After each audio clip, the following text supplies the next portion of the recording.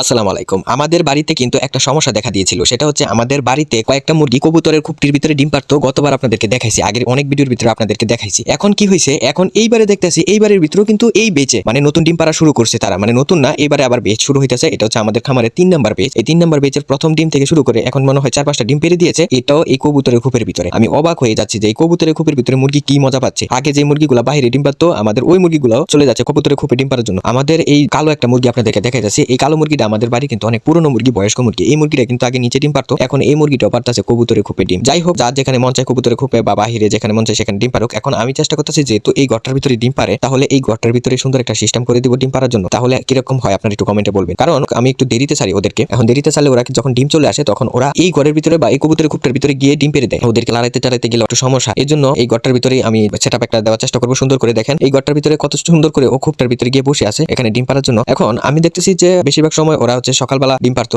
আজকে কেন জানি না এই কালো মুরগিটা বিকালবেলা ডিম পারতেছে। কি কারণে পারতেছে এটা বুঝতেছি না। কারণ যারা নতুন ডিম পারে, নতুন বলতে গেলে কি প্রথম দিন যে ডিমটা পারে, যে কোনো মুরগি প্রথম দিন যেটা ডিম পারে দুপুরের ভিতরে পায়রা দেয়, সকাল থেকে দুপুরের ভিতরে জায়গা খোঁজাখুঁজি করে তারপর ডিম পেরে দেয়। আবার দ্বিতীয় দিন থেকে আস্তে আস্তে যখন শুরু হয়ে যায় তখন মানে একটু টাইমটা একটু পিছায় মানে লাস্ট যে ডিমটা পারে ওই ডিমটা পারে বিকালের দিকে, তারপর আস্তে আস্তে কোচা হয়ে যায়। মানে এটাই নিয়ম আমি দেখছি, মানে আমাদের বেশিরভাগ মুরগির এটা নিয়ম দেখছি এবং এটাই হয়ে আস্তে আস্তে আজ পর্যন্ত। আর হলুদ একটা মুরগি আছে, এটার আলাদা। হলুদটা বাদ দিয়ে আর বাকি যেগুলো আছে সবগুলো কিন্তু মাশাআল্লাহ এই নিয়মই চলে। প্রথম দিন যেটা ডিমটা পারবো তারপর থেকে মানে আস্তে আস্তে টাইম টেবিল পিছাতে বিকাল হবে, বিকালে পরে কোচা হয়ে যাবে। আমি মানে বুঝতেছি যে আমি তখনই বুঝে ফেলি যে কোন মুরগিটা কোচা হয়ে যাবে। আমার বুঝতে খুব সহজ হয়ে যায়, কারণ প্রথম ডিম পারতে গেলে সকালে পারে, বিকালে লাস্টের ডিমগুলো পারে বেশিরভাগ। যখনই বিকালে একটা মুরগি ডিম পারা শুরু করে তখন আমি বুঝে যাই যে না, এই মুরগিটা কিন্তু কোচা হয়ে যাবে। তখন আমি কিভাবে যেন আস্তে আস্তে বুঝে যাই। এখন আমি এই মুরগি পালনের ক্ষেত্রে অনেক কিছু অভিজ্ঞতা অর্জন করতে পারতেছি। আমাদের এই খামার থেকে এই মুরগি থেকে নতুন নতুন কিছু জানতে পারতেছি, সকল কিছু আপনাদেরকে বলতে পারতেছি। এবং এই একটা বিষয় কিন্তু অনেক কাজের। আপনারা যারা নতুন খামারে আছে আপনাদের এই একটা বিষয় কিন্তু জানা খুব প্রয়োজন। আপনারা অনেকে জানেন আর অনেকে কিন্তু জানেন না। যারা জানেন না তাদেরকে বলতেছি, এই যে প্রথম যে ডিমটা পারবো, যে কোনো মুরগি প্রথম ডিমটা পারবো সকাল থেকে দুপুরের ভিতরে, লাস্টে একদম লাস্টে যেগুলো ডিম পারবো ওইগুলো চেষ্টা করবো বিকালের দিকে পারার জন্য। যখনই বিকালের দিকে পারবো তখনই মনে করবেন যে ওরা কোচা হয়ে গিয়েছে। ওরা কোচা হয় নাই কিন্তু কিছুদিনের ভিতরে কোচা হয়ে যাবে, এরকম মানে সিমটম। কোচা হওয়ার আগে থেকে যে সিমটমটা দেখা যায়, এই যে এই ডিম পাড়াটা, বিকালে ডিম পাড়াটা, এটা হচ্ছে একটা বেশিরভাগ মানে 99% মুরগিরই কিন্তু এই সিমটমটা। আমাদের বাড়িতে যে কয়টা মুরগি আছে এর থেকে হলুদ মুরগিটা বাদে বাকি যে কয়টা মুরগি আছে সবগুলারই আমি এরকম ভাবে বুঝতে পারি। তারপর আমি কি করি, যখনই দেখতেছি যে বিকালে ডিম পারে তখনই ওদের জন্য একটা সুন্দর কুচা বসানোর জন্য বা ডিম তা দেওয়ার জন্য সুন্দর একটা সেটআপ করে দিই, যে সেটআপের মাধ্যমে কিন্তু আমাদের মুরগি ডিম নিয়ে কিন্তু সুন্দরভাবে বুঝতে পারে। এখন আমাদের বাড়িতে এই কালো মুরগিটা এটা কিন্তু অনেক ভয় পায় ভাই, এই জন্য আমি দূর থেকে বারবার ভিডিও করার চেষ্টা করতেছি, কিন্তু কাছে গেলে কিন্তু ওর দেখছে নেমে পড়ে। এখন ও যদি বারবার এরকম ভাবে নেমে পড়ে তাহলে কিন্তু ওর মানে ডিম পাড়া দেখে খুবই ডিস্টার্ব হইতেছে। আর আমি কি করছি, একবার যখন ভিডিও করতে গেছি তখন ও নেমে গিয়েছে, তখন নেমে যাওয়ার পরে ও কি করছে, এই জায়গা থেকে আমাদের ঘরে আছে খাবার টেবিল, এই খাবার টেবিলের উপরে গেছে। হাই হাই কি অবস্থা, এই ঘরের ভিতরে চলে গেছে এবং খাটের উপরে চলে যায় ডিম পাড়ার জন্য। মানে ডিম যখন আইসা পড়ে মানে ভিতরে বাতি হয়ে যায়, ডিম পাড়ার সময় হয়ে যায়, তখন কিন্তু যেখানে মন চায় সেখানে বসে ওরা ডিম পাড়া শুরু করে দেয়, মানে ডিম পেড়ে দেয়। কিছুদিন আমি একটা জিনিস দেখলাম আমাদের মুরগি থেকে, সেটা হচ্ছে একটি জায়গার ভিতরে দেখতেছি দুইটা মুরগি ডিম পারে। যখন